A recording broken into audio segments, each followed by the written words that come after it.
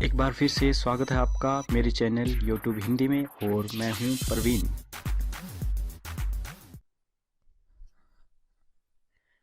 दोस्तों आज मैं आपको बताने जा रहा हूं कि किस प्रकार से आप वेस्ट बंगाल पुलिस का फॉर्म घर बैठे अपने लैपटॉप के द्वारा ऑनलाइन अप्लाई कर सकते हैं।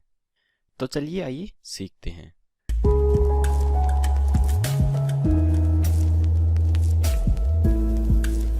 देखिए दोस्तों, मैं इस फॉर्म की पूरी डिटेल स्टेप बाय स्टेप आपको बताने जा रहा हूँ। फिर भी अगर इस फॉर्म को भरने में आपको कोई प्रॉब्लम्स आती है तो इस फॉर्म को आप मेरे द्वारा भी अप्लाई करवा सकते हैं।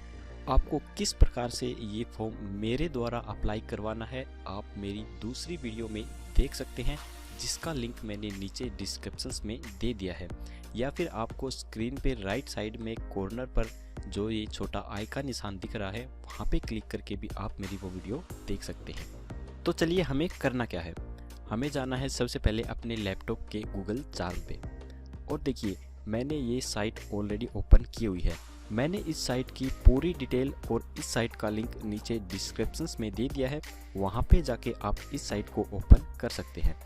देखिए उसके बाद आपको करना क्या है, आपको यहाँ पे क्लिक करना है अप्लाई ऑनलाइन पे, और उसके बाद आपको यहाँ पे क्लिक करना है साइन अप पे।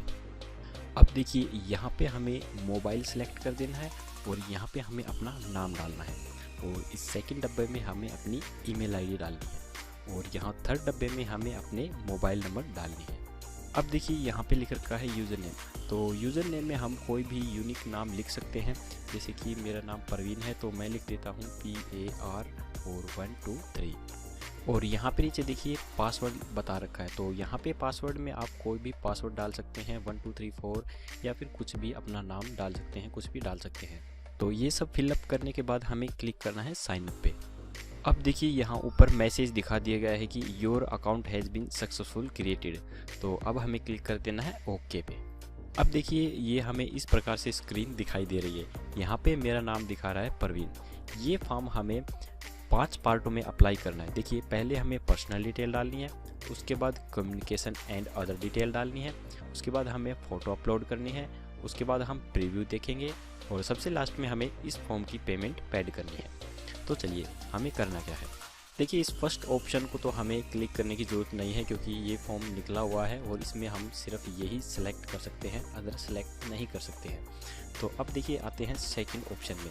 यहाँ पे दिखा रखा है स्टेट ऑफ परमानेंट रेजिडेंस, यानी कि आपका रेजिडेंस किस स्टेट का है। तो यहाँ पे सभी स्टेट दे रखे हैं, तो आप जिस स्टेट से हैं वो आप यहाँ पे सेलेक्ट कर सकते हैं। तो मैं फ़िलहाल हरियाणा से हूँ, तो मैं यहाँ पे हरियाणा सेलेक्ट कर देता हूँ। इसके बाद देखिए यहाँ पे पूछ रखा है मेल या फीमेल, तो आप पुरुष है तो मेल कर दिए, अन्यथा आप फीमेल कर सकते हैं। इसके बाद देखिए मैरिटल स्टेटस, यानी कि अगर आप शादीशुदा हैं तो आप यहाँ पे मैरिड कर दीजिए, अन्यथा अनमैरिड कर दीजिए। तो मैं यहाँ पे अनमैरिड कर देता हूँ। इसके बाद देखिए यहाँ पे आपको अपना फुल नेम डालना है, तो यहाँ पे आपका फर्स्ट नेम, यहाँ मिडल नेम और यहाँ पे लास्ट नेम। अगर आप मिडल नेम में कुछ भी यूज नहीं करते हैं तो इस ऑप्शन को आप खाली छोड़ सकते हैं। उसके बाद देखिए नीचे ये आपका नाम दिखा देगा, टोटल जो आपने डाला है यहाँ पे दिखा दिया प्रवीण कुमार।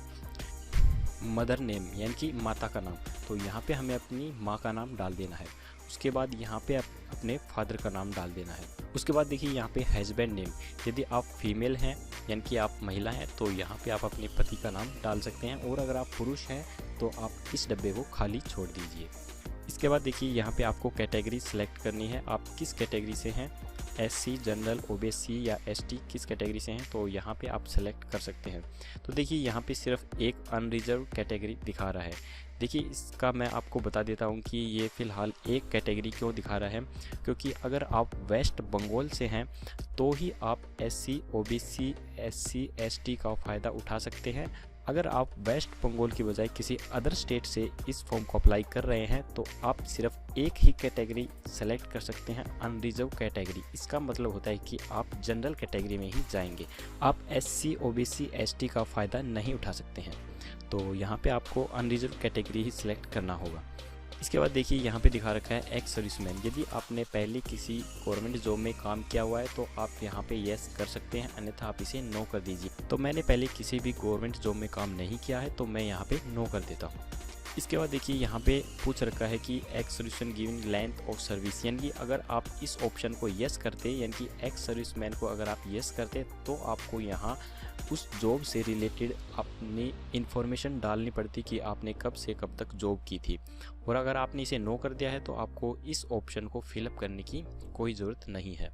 तो इसके बाद देखिए यहाँ पे आपको अपना डेट ऑफ बर्थ डालना है और यहाँ पे ये ऑटोमेटिक दिखा देगा कि आप कितने साल के हुए हैं। ये देखिए जैसे ही मैंने डेट ऑफ बर्थ डाली अपनी, तो यहाँ पे दिखा दिया है कि मैं 27 साल 0 महीना और 0 दिन का हुआ हूँ। अब देखिए यहाँ पे एप्लीकेशन मोबाइल नंबर अलर्ट, यहाँ पे इसने ऑलरेडी वो नंबर दिखा दिए हैं जो हमने फर्स्ट टाइम रजिस्ट्रेशन करते समय यहाँ पर डाले थे, वो नंबर इसने ऑटोमेटिक यहाँ पर दिखा दिए हैं। इसके बाद देखिए यहाँ पे इसने पूछ रखा है कि क्वालिफिकेशन माध्यमिक क्लास 10 सेकेंडरी एग्जामिनेशन पास, यदि आपने 10वीं क्लास पास की हुई है तो इस ऑप्शन को आपको यस करना ज़रूरी है। तो यहाँ पे यस करते ही आपको यहाँ नीचे ऑटोमेटिक ये यस ऑप्शन दिखा देगा और आपको यहाँ पर अपनी डिटेल डालनी होगी, यानी कि यहाँ पे आपको अपनी 10th क्लास का साल डालना है, किस साल में आपने पास की है। उसके बाद यहाँ पे आपको 10+2 का साल डालना है, यहाँ पे ग्रेजुएशन का साल डालना है और यहाँ पे पोस्ट ग्रेजुएशन का साल डालना है। और इसी तरह से यहाँ पे बोर्ड दिखा रखा है कि 10th क्लास आपने किस बोर्ड से की है। तो मैंने हरियाणा भिवानी बोर्ड से की हुई है, तो मैं यहाँ पे सिलेक्ट कर देता हूँ हरियाणा भिवानी बोर्ड। और 2005 में मैंने ये की थी, तो यहाँ पे मैं डाल देता हूँ 2005। और 10+2 मैंने की थी 2007 में, और ये भी मैंने हरियाणा भिवानी बोर्ड से ही की थी। इसी प्रकार से ग्रेजुएशन मैंने 2011 में की है, तो मैं यहाँ पे ग्रेजुएशन डाल देता हूँ। और यहाँ पे हमें वो यूनिवर्सिटी डालनी है जिस यूनिवर्सिटी से हमने ग्रेजुएशन पास की है, तो मैं यहाँ पे डाल देता हूँ महर्षि दयानंद यूनिवर्सिटी रोहतक से, क्योंकि मैंने रोहतक से ग्रेजुएशन पास की है। देखिए यहाँ पे मैं आपको एक चीज़ बता देना चाहता हूँ कि ये फॉर्म है ये 10वीं पास का है, तो आपको 12th की और ग्रेजुएशन की डिटेल डालना ज़्यादा ज़रूरी नहीं है। अगर आपने 12वीं या ग्रेजुएशन नहीं की है तो आप इस ऑप्शन को खाली भी छोड़ सकते हैं, क्योंकि ये फॉर्म 10वीं लेवल का है, इसलिए आपको सिर्फ 10वीं की डिटेल डालनी ज़्यादा ज़रूरी है। 12वीं की, ग्रेजुएशन की या पोस्ट ग्रेजुएशन की डिटेल आप छोड़ सकते हैं। तो चलिए देखिए यहाँ पे अगले ऑप्शन में पूछ रखा है सेलेक्ट कम्युनिटी गोरखा गढ़वाली या राजवंशी। तो यहाँ पे मेरी इसमें से कोई भी कैटेगरी नहीं है, तो आप इसे खाली छोड़ दीजिए। अगर आपकी इनमें से कोई कैटेगरी है तो आप इसे सेलेक्ट कर सकते हैं, तो मैं फ़िलहाल इसे खाली छोड़ देता हूँ। और इसके बाद देखिए यहाँ पे ईमेल आईडी ऑलरेडी इसने दिखा दी है, तो इसके बाद आपको क्लिक करना है नेक्स्ट पे। देखिए दोस्तों यहाँ पे इसने वो सभी इन्फॉर्मेशन दिखा दी है जो हमने फ़िलहाल अभी डाली है। तो एक बार आप इस पूरी इन्फॉर्मेशन को यहाँ चेक कर लीजिए, उसके बाद ही आप यहाँ यस टू कंटिन्यू पे क्लिक कीजिए, क्योंकि अगर आप यहाँ पर चेक नहीं करेंगे और गलत इन्फॉर्मेशन डालकर यस कर देंगे तो बाद में आप वो चीज़ ठीक नहीं कर पाएंगे। इसलिए प्लीज़ इसे एक बार चेक करके और उसके बाद ही आप यस कीजिए। तो मैं यहाँ पे क्लिक कर देता हूँ यस। अब देखिए हम यहाँ सेकंड ऑप्शन में आ चुके हैं, कम्युनिकेशन एंड अदर डिटेल्स। तो यहाँ पे हमें क्या क्या चीज़ डालनी है देखिए, तो यहाँ पे हमें अपना पूरा एड्रेस डाल देना है, गली नंबर, वार्ड नंबर, सब कुछ यहाँ पे हमें डालना है। और उसके बाद यहाँ नीचे हमें अपना डिस्ट्रिक्ट डालना है। पुलिस स्टेशन में आपको अपना पुलिस स्टेशन डालना है, जो पुलिस स्टेशन आपके सबसे नज़दीक पड़ता है वो पुलिस स्टेशन आपको डालना है। इसके बाद देखिए दोस्तों यहाँ पे नीचे दिखा रहा है रिलीजन, यानी कि आपका धर्म कौन सा है। मैं हिंदू धर्म से हूँ, तो यहाँ पे मैं सिलेक्ट कर देता हूँ हिंदुज़म। इसके बाद देखिए इस नेक्स्ट ऑप्शन में इसने पूछ रखा है कि अगर आपके ऊपर कोई क्रिमिनल केस लगा हुआ है तो आप यहाँ पे सेलेक्ट करके यस कर सकते हैं। अगर आपके ऊपर कोई भी क्रिमिनल केस नहीं है तो आप इसे नो कर दीजिए, तो मैं यहाँ पे कर देता हूँ नो। अगर आप इस ऑप्शन को यस करते तो आपको नीचे यहाँ डिटेल भरनी होती कि आपके ऊपर कोई केस लगा हुआ है, उसकी FIR नंबर और डेट वगैरह आपको यहाँ डालनी होती। तो फिलहाल मैंने यहाँ पे नो किया है, और आप नो करते हैं तो इस ऑप्शन को आपको भरना अनिवार्य नहीं है, इन्हें आप खाली छोड़ दीजिएगा। इसके बाद आपको क्लिक करना है नेक्स्ट पे। यहाँ पे देखिए जो इन्फॉर्मेशन अभी अभी हमने डाली है ये पूरी इन्फॉर्मेशन यहाँ पे दिखा रहा है। आप इस इन्फॉर्मेशन को एक बार चेक कर लीजिए और उसके बाद आप यहाँ पे क्लिक करिए यस पर। इसके बाद देखिए ये थर्ड ऑप्शन यहाँ पर आ चुका है, अपलोड फोटो एंड सिग्नेचर। तो यहाँ पे हमें अपने फ़ोटो और सिग्नेचर अपलोड करने हैं। देखिए दोस्तों, अगर आपको मालूम नहीं है कि फ़ोटो का साइज़ किस प्रकार से कम या ज़्यादा किया जाता है, तो मैंने नीचे डिस्क्रिप्शंस में अपनी दूसरी वीडियो दे रखी है, आप उस पर क्लिक करके मेरी वो वीडियो देख सकते हैं और सीख सकते हैं कि कि फ़ोटो का साइज़ किस प्रकार से कम या ज़्यादा किया जाता है, या फिर आपको अपनी स्क्रीन के राइट साइड के टॉप कॉर्नर पे जो छोटा सा आई का निशान दिख रहा है वहाँ पे क्लिक करके भी आप मेरी वो वीडियो देख सकते हैं। तो चलिए हमें अब करना क्या है, हमें यहाँ पे क्लिक करना है चूज़ फाइल पे, और यहाँ से आपको अपनी फ़ोटो सेलेक्ट कर लेनी है और उसको करना है ओपन, और उसके बाद आपको क्लिक करना है अपलोड पे। ये देखिए यहाँ पे अपलोड से रिलेटेड ऑप्शन दिखा दिए हैं। आप यहाँ इस ऑप्शन में यहाँ इस प्रकार से अपनी फ़ोटो को सेलेक्ट कर सकते हैं कि कितनी फ़ोटो आपको अपने फॉर्म के अंदर सेलेक्ट करनी है। देखिए यहाँ पे जितनी फ़ोटो आप सेलेक्ट कर रहे हैं साइड में दिखा रहा है। देखिए मैं इस साइड करता हूँ तो ये दिखा दी, इस साइड करता हूँ तो मैं यहाँ पर दिखा रहा है। तो इस प्रकार से आपको इस फ़ोटो को एक तरह से सेट कर लेना है और उसके बाद आपको यहाँ क्लिक करना है ओके पे, और इसी तरह से सेम आपको अपना सिग्नेचर अपलोड करना है। देखिए यहाँ पे आप क्लिक करेंगे और यहाँ पे सिग्नेचर पे क्लिक करेंगे और उसके बाद क्लिक करेंगे ओपन पे और यहाँ अपलोड पे।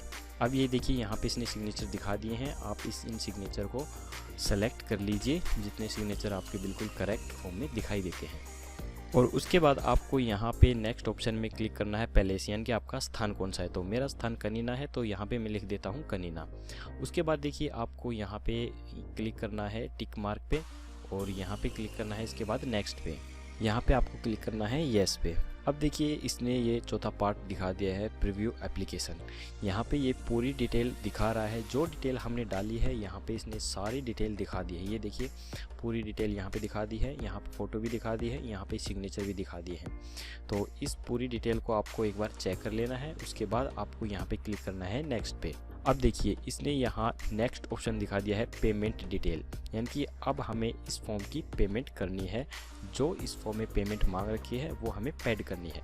तो यहाँ पे हमें क्लिक करना होगा पेमेंट मोड पे, सेलेक्ट पे। अब देखिए यहाँ पे इसने दो ऑप्शन में पेमेंट मोड दिखा रखा है। एक तो अगर आपके पास ऑनलाइन बैंकिंग है या आपके पास क्रेडिट कार्ड या डेबिट कार्ड है उसके द्वारा भी आप पेमेंट कर सकते हैं, और दूसरा ऑप्शन है UPI चालान, यानी कि अगर आप चालान के द्वारा बैंक में जाकर भी अपनी पेमेंट करना चाहते हैं तो वो भी आप कर सकते हैं। तो फिलहाल मैं आपको यहाँ दोनों ऑप्शन के बारे में बताता हूँ।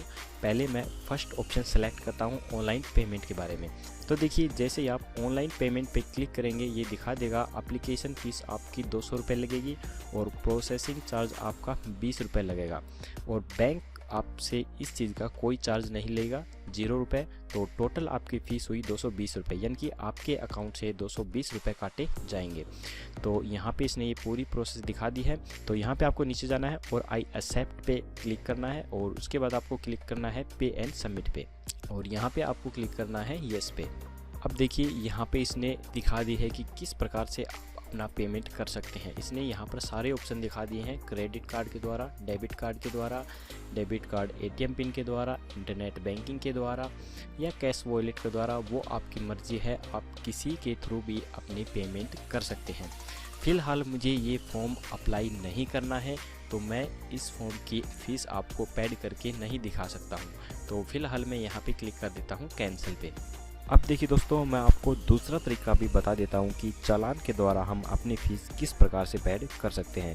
तो यहाँ पे हम सेलेक्ट करेंगे ऑफलाइन पेमेंट थ्रू UPI चालान। तो जैसे ही हम यहाँ पे सेलेक्ट करेंगे देखिए यहाँ पे दिखा देगा फ़ीस, एप्लीकेशन फ़ीस 200 रुपये है और प्रोसेसिंग चार्ज 20 रुपये है, और यहाँ पे हमारा बैंक चार्ज भी लगेगा 23 रुपये। तो टोटल फ़ीस हमारी हो जाएगी 243, यानी कि 243 रुपये। तो हमें यहाँ नीचे जाना पड़ेगा और यहाँ पे आई एक्सेप्ट पे क्लिक करके हमें क्लिक करना होगा पे एंड सबमिट पे, और यहाँ पे हमें क्लिक करना होगा येस पे।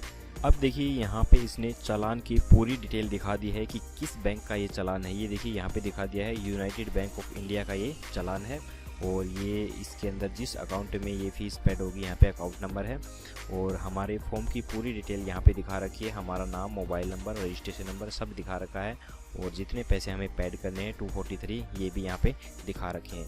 तो दोस्तों आपको करना क्या है, आपको इस प्रिंट को यहाँ पे क्लिक करके सेव कर लेना है, और यहाँ पे क्लिक करना है सेव पे, और यहाँ डेस्कटॉप पे सेलेक्ट करके यहाँ पे आपको अपना नाम डाल देना है। तो मैं यहाँ पे इस फॉर्म का नाम डाल देता हूँ वेस्ट बंगाल चालान, और मैं यहाँ पे इसे कर देता हूँ सेव। तो देखिए अब हम इसको देखेंगे, यहाँ पे हमारा ये चालान यहाँ पे आ गया है, सेव हो चुका है। हमें करना क्या है, हमें इस चालान को अपने पेन ड्राइव में या अपने मोबाइल के द्वारा डालकर किसी शॉप पे लेके जाना है और वहाँ से प्रिंट निकलवा के इस चालान को United bank of India bank में जाकर पैड करना है। तो जैसे ही दोस्तों होता क्या है कि कुछ फार्मों के अंदर तो हमें चालान पैड करवाने के बाद transaction ID, transaction date, branch solid number और ब्रांच नाम, ये सभी चीज़ें हमें अपने ऑनलाइन फॉर्म में दोबारा से सबमिट करनी पड़ती हैं, तब जाके हमारा फॉर्म सबमिट होता है।